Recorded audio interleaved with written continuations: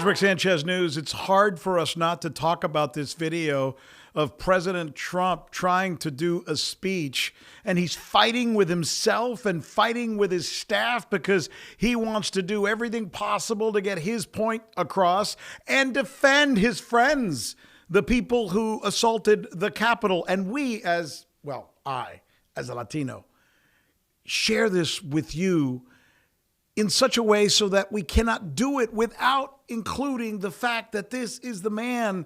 And this is so important. Listen to me.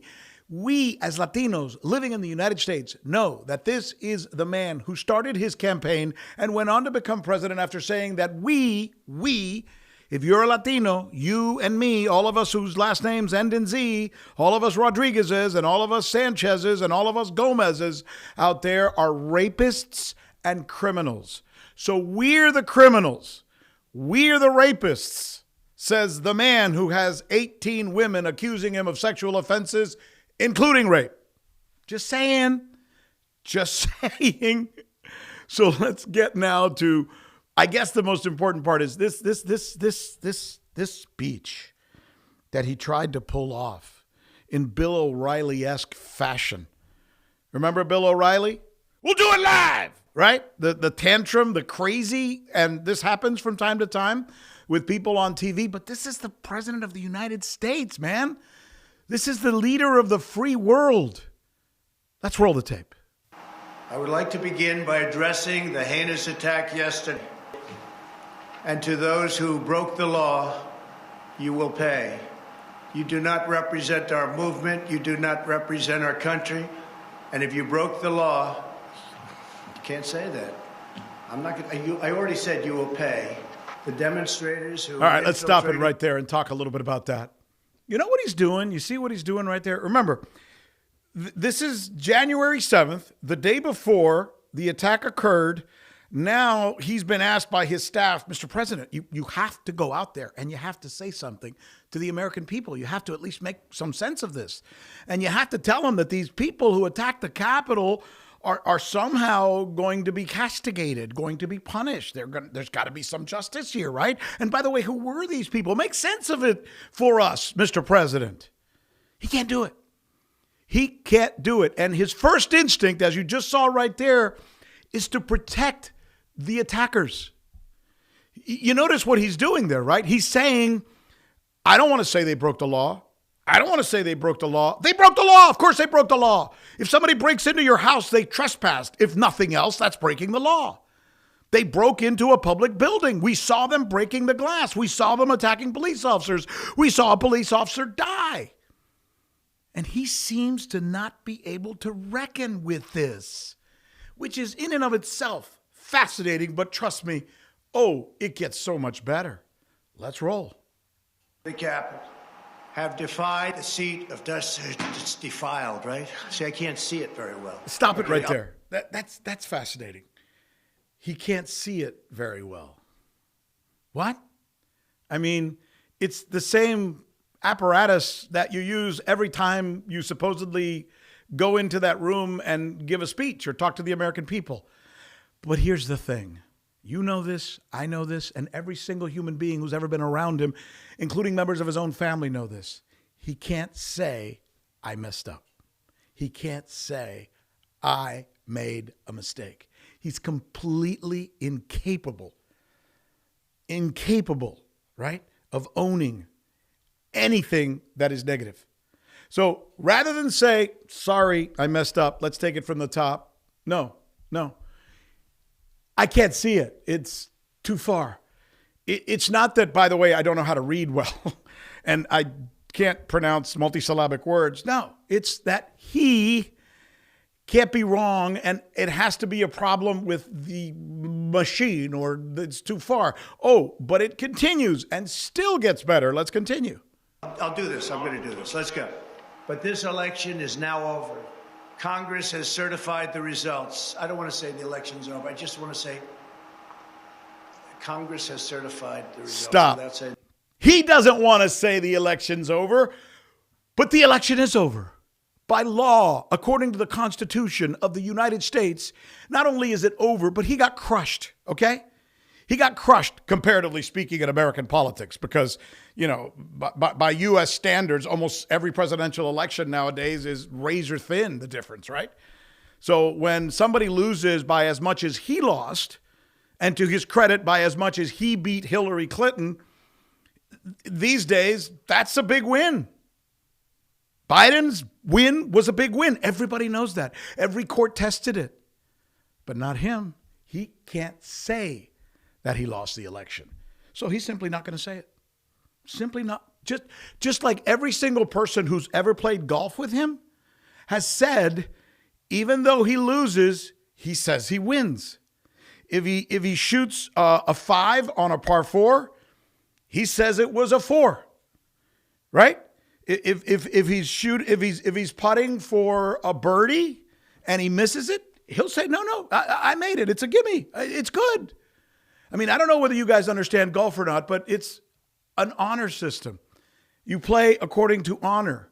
You don't wait for somebody to turn around and then you cheat and kick the ball with your foot, which is, by the way, they say that he does every time. Let me tell you something about human beings. They don't change.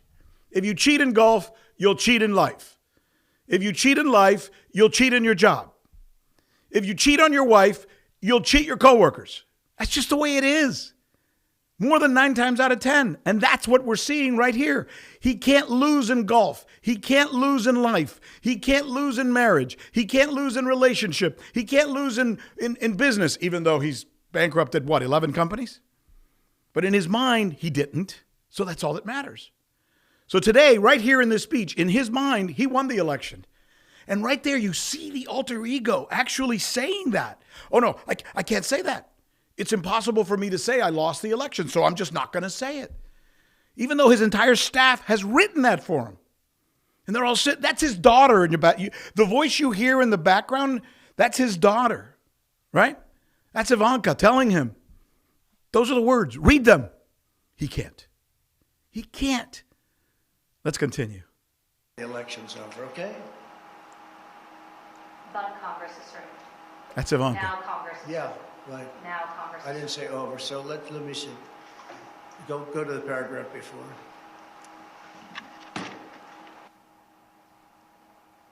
Okay?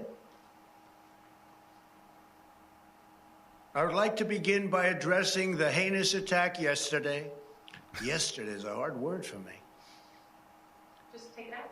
The heinous attack. Good. Take the word yesterday, because it doesn't work with... We got to heinous stop right attack. here. We just have to stop right here. I'm sorry. Yesterday is a hard word for me? You supposedly graduated from an Ivy League school and the Wharton School of Business? And yesterday is a hard word for you? I'm sorry. I'm sorry. What happened to us as a country when we can't find a president of the United States who can pronounce the word yesterday? I mean, I know Biden's no better when it comes to speaking, pronouncing, and flubbing. Neither one of them can speak a lick, but my God, this is embarrassing. I'm sorry, as an American, I'm embarrassed watching this. Let's continue. On our country. Say on our country. Want to say that? No, keep it. My only goal was to ensure the integrity of the vote. My only goal was to ensure the integrity of the vote. Tantrum time. Tantrum. I mean, really? You're the president of the United States. You're there to calm the American people. They're confused. They don't know what the hell's going on. They're trying to figure out why people assaulted the U.S. Capitol, why it looked like there were riots in the Capitol. Is our government being overthrown? I mean, now we know the only reason they were there was because that man you just saw right there, the ex-president of the United States, told them, come here. And then when they got there, he said, go there and attack. And when they said, we'll do just that, he said, aye, let's do it. And when they told him they had weapons, he said, good. And when they told him that they want to kill the vice president, he said, he deserves it. So that's the man who's trying to calm the American people in what could have been pretty easy, a speech. You look at the camera and you say, I know something very, very heinous happened yesterday in our country. And as the President of the United States, I want to guarantee you that we're going to do everything possible to make sure that the people who did it pay for it. And, you know, we have a different president who's going to be taking over in a few weeks, and that's just the way it's going to be. And we're going to do everything in our power here at the White House in the meantime to make sure there is a transition of power. Thank you for your time. God bless America. There you go. There you go. I mean, is it that hard? Is it that hard to simply just make sense of a difficult situation and calm people's fears? It is for him. It is for the man who said that we, Latinos, we're the morons. We're the idiots. We're the rapists. We're the criminals. And this, by the way, is Rick Sanchez News. A Latino perspective on the news of the day in so many ways. You can find us on Spotify. You can find us on Apple. We're a podcast. And, of course, right here, you can find us as well on YouTube. And listen, do me a favor. Hazme un favorcito. Subscribe. Agua.